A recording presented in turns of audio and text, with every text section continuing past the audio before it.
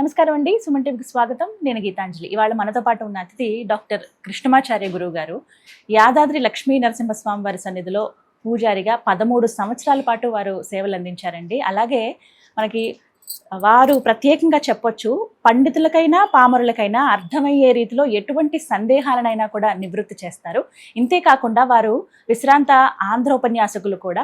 ఎంత చక్కగా మాట్లాడతారో అందరికీ తెలిసిన విషయం. అయితే ఇవాళ చాలా మంది ఎన్నో సందేహాలు, ప్రశ్నలు అంటే కామెంట్స్ రూపంలో అడిగారు. వాటన్నిటికీ ఇవాళ గురువు గారి మాటల్లో మనం సమాధానాలు తెలుసుకుందాం. గురుగారు నమస్కారం అండి. అమ్మా సోదరి, సుమన్ టీవీ ద్వారా మీ అందరికీ అభినందన సహస్రాలు. సాంకేతిక నిపుణులతో, డైరెక్టర్లతో, యాజమాన్యంతో ప్రజలందరికీ అభినందన సహస్రాలు. సంతోషం అండి.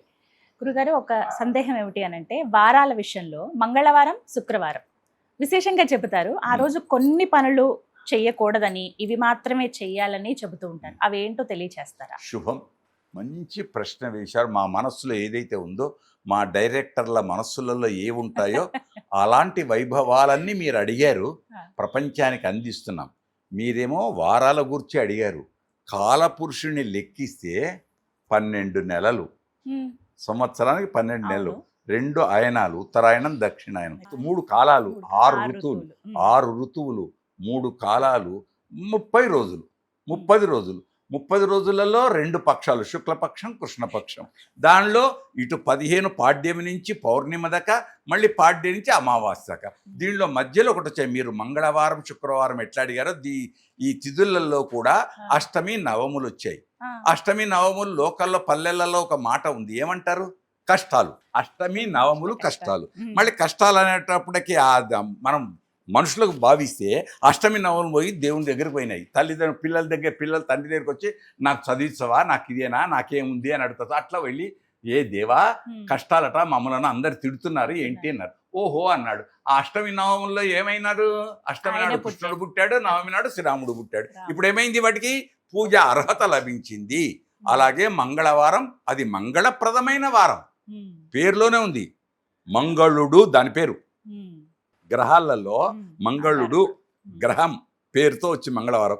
శుక్రవారమా, ఓ అందరికీ లక్ష్మీవారం గొప్పది అని అనుకుంటున్నాం. అన్నీ శ్రేయస్కరమే. సృష్టిలో చెడు అనేది ఏదీ లేదు. ఇది గొప్పది. విన్నారా? పిపీలికాది పర్యంతం ప్రతి దానితో ఏదో ఒక పని ఉంటుంది. మీరు మంగళవారం ఎట్లా అన్నారో, ఎప్పుడైనా ఏ స్త్రీ అయినా గులాబీ పువ్వును, మల్లెపూలను వీటిని బాగా పెట్టుకుంటున్నారు. గొప్ప గొప్ప పూలను, మల్లెలు, జాజి మల్లెలు పెట్టుతున్నారు. కానీ తంగేడు పూలను పెట్టుకునే వాళ్ళు ఎవరున్నారు? పెట్టుకోరుగా. మళ్ళీ పల్లెలలో తంగేడు పువ్వుని పెట్టుకుంటారు.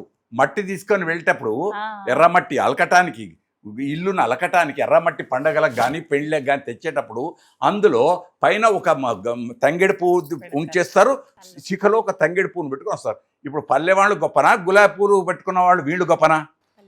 మూఢ భక్తి అంటాం. నిజమైన భక్తి ఎక్కడ? అందుకు తెలంగాణ ప్రాంతంలో బతుకమ్మ పూజ నాడు తంగేడు పువ్వుకే ప్రాధాన్యం. మళ్ళీ ఇప్పుడు మంగళ గౌరికే ప్రాధాన్యం. మంగళవారం మంగళ గౌరికే ప్రాధాన్యం. అలానే తిథులలో అమావాస్య చేయడానుకుంటారు. కాదు, అమావాస్య నాడు ఏం చేస్తాం? పితృతర్పణాలు చేస్తాం. పితృదేవతలకు తర్పణాలు ఇచ్చి గొప్పగా చేసేది అమావాస్య. అమావాస్య నాడు ఆడబిడ్డ పుడితే మహాలక్ష్మి వచ్చింది అంటాం. ఇది మన భావన పరంపరలే తప్ప ఇది చెడు, ఇది మంచి అని కాదు. కాకుంటే జ్యోతిష్ శాస్త్ర రీత్యా ఉంది ప్రభావం. జ్యోతిష్ శాస్త్ర రీత్యా ఒప్పుకోం. మంగళవారం జ్యోతిష్ శాస్త్ర రీత్యా ఆ గ్రహ సంచారం దానికోసం ఒప్పుకోం. కాబట్టి ఆఖరికి పండితులు ఏం చేస్తారు? ఆదిత్యాదీనాం నవానాం గ్రహాణం అత్యంత ఆనుకూల్యత ఫలసిద్ధిరస్తు శుభ ఏకాదశ స్థాన ఫలావాప్తిరస్తు.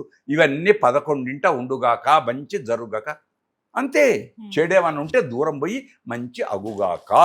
కనుక మనం దాన్ని చెడు అనొద్దు, మంచి అనొద్దు. ఉండేది ఉంటుంది, పోయేది పోతుంది. కనుక ఏదైనా శ్రేయస్కరంగానే భావిస్తే ఏ లేదు. 7 రోజులు. 7 రోజులు ఎందుకు పెట్టాడు భగవంతుడు? వ్యాపారంలో 7 అనరు. 5, 6, 6, 8 అంటారు. మార్కెట్లో మీరు వెళ్ళి కొనండి, పండ్లు కొన్నా వాళ్ళు 6 7 అని అన్నారు. మళ్ళీ పెళ్లికి వస్తే 7 అడుగులు, 7 స్వరాలు, ఆఖరుకు అరుంధతి నక్షత్రం, సప్తఋషి మండల దర్శనం. 7కు అన్ని 7 కొండల రాయుడు, 7కు ప్రాధాన్యం పెళ్లి, మళ్ళీ 7 చెడు అందామా మంచి అందామా, జీవితంలోనే ఉన్నాయి మంచి చెడు, అలా వారాల్లో మంచి చెడు చూడక్కర్లేదంటారు. చూడక్కరలేదు అని గ్రామాలలో వాళ్ళు జరుగుతుంది. కాకుంటే జ్యోతిష్ శాస్త్ర రీత్యా మాత్రం ఫలం ఫలమే, టాబ్లెట్ ఐరనే, అంతేగా. ఆ, మంచే, చెడు చెడే. కాకుంటే మనం చెడుని చూడొద్దు, మంచిని స్వీకరిద్దాం. శుభం. చక్కగా వివరించారండి. ధన్యవాదాలు. ధన్యవాద్.